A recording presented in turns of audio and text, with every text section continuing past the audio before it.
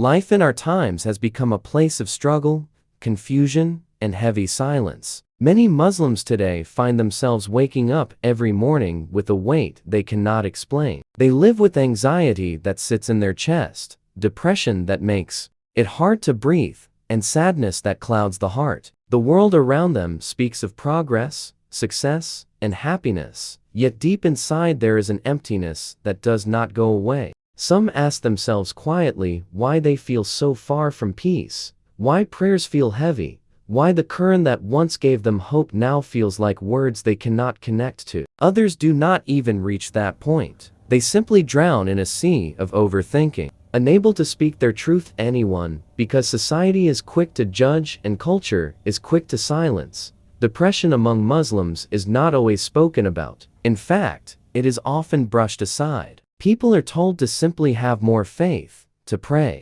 more, to remember Allah, and everything will be fine. While it is true that remembrance of Allah heals hearts, the pain of depression is not erased by empty instructions. A person who cannot get out of bed because their chest feels crushed by sadness cannot suddenly become okay by hearing, just pray.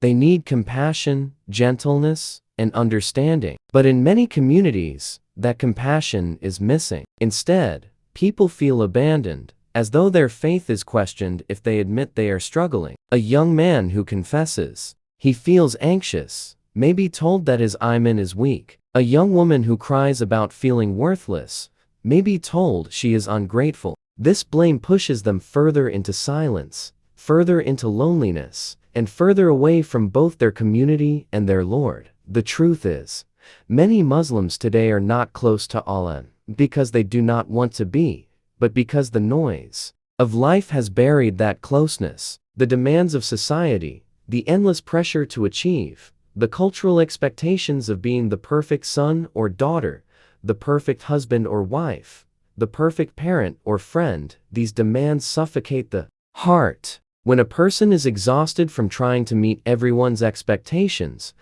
they lose sight of the gentle mercy of Allah. They begin to see Islam through the harshness of people instead of the beauty of revelation. And so, instead of finding peace in Salah, they feel guilty. Instead of feeling welcomed in the masjid, they feel judged. Instead of running toward Allah when life gets heavy, they run away because they think Allah only wants perfection from them, just like their society does. This misunderstanding is one of the reasons depression grows. When a Muslim believes that Allah is angry at them for being sad, when they believe that their mental illness is a punishment, when they believe they are failing as Muslims because they cannot smile every day, they sink deeper. They may even think that their existence is pointless. At its worst, this despair pushes them to thoughts of ending their life. Suicide, something forbidden in Islam, becomes in their minds a way out of pain that no one else seems to see or acknowledge. They do not desire to leave Allah. They desire to leave the heaviness inside them. But because the culture tells them they must hide their struggles, they carry them alone until they break. Culture often becomes heavier than faith itself. Many Muslims are raised in environments where honor, reputation, and societal image are valued more than personal well-being. A young girl may suffer depression because her parents compare her to others. She may hear every day that she is not good enough, not pretty enough, not smart enough. A boy may feel constant pressure to provide, to succeed financially, to live up to expectations he never chose for himself. Parents who were raised in hardship sometimes unknowingly pass their fears onto their children, pushing them with harshness rather than encouragement. These pressures may come disguised as love, but in reality, they crush the soul. And when that soul cries out, instead of being soothed, it is silenced. Don't be weak. Don't embarrass the family. Don't talk about your sadness. People will laugh. This culture of silence is poison. It teaches Muslims to hide their pain until the pain becomes unbearable.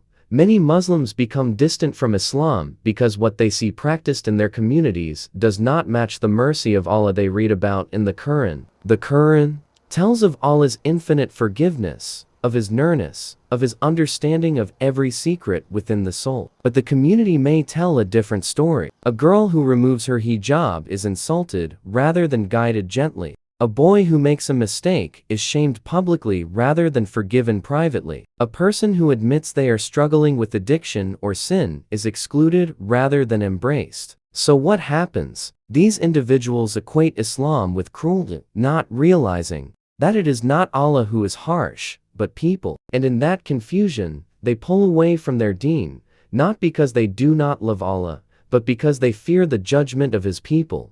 Depression and anxiety also grow from loneliness. In an age where Muslims are spread out, living away from extended families, often disconnected from supportive communities, the human soul starves for connection. Social media creates the illusion of togetherness, but in reality, people scroll alone in dark rooms, comparing their imperfect lives to the fake perfection of others. They see pictures of smiling families, of expensive vacations, of religious people quoting verses and appearing strong, and they think, why am I not like them? Why can't I be that happy? Why is my imaan not that strong? They forget that behind every smile may be tears, behind every verse quoted may be a battle, behind every vacation picture may be debts or fights. But the illusion is powerful, and it deepens the sadness, making them feel like failures both in dunya and in deen. Some Muslims go through depression because they have faced trauma that no one wants to speak about. Abuse within families, emotional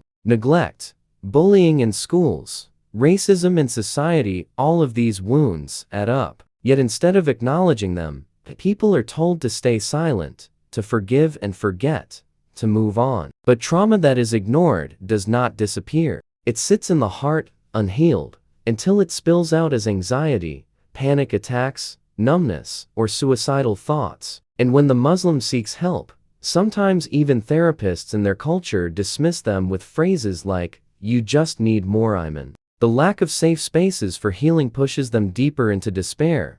Why are Muslims so disappointed? It is because the gap between what they are told Islam is and what they experience in Muslim societies is too wide. They are told Islam is peace, but they do not find peace in their homes. They are told Islam is mercy, but they do not feel mercy from their communities. They are told Islam values honesty, but they see hypocrisy in leadership. They are told Islam brings unity, but they see endless division. This disappointment does not come from Allah or Islam itself, but from the failure of people to live by it. Yet in their minds, they associate their pain with religion, and so they distance themselves from it.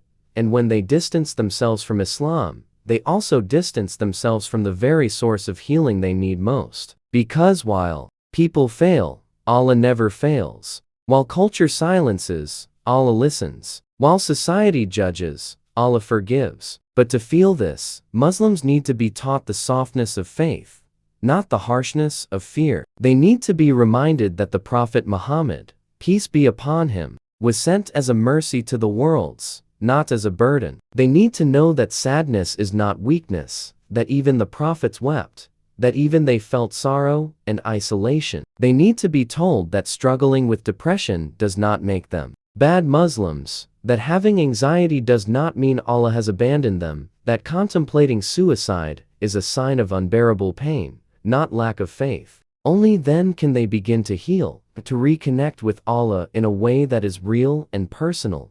The role of culture and society cannot be ignored. In many communities, people live for the opinions of others. They worry more about what will people say than what does Allah think of me. This obsession with image forces individuals to suppress their true selves. A young man who is depressed cannot speak because it would be seen as weakness. A young woman who is anxious cannot admit it because it would affect her marriage prospects. Parents who are overwhelmed cannot confess it because they must appear strong. This collective denial creates generations of Muslims who wear masks smiling in public, crying in private. And when the masks become too heavy, some collapse completely. Suicide, though forbidden in Islam, has become a tragic escape for some Muslims. It is not because they do not believe in Allah, but because the pain becomes louder than their hope. They may feel trapped between cultural shame, societal judgment, and their own inner struggles. They may believe no one would understand,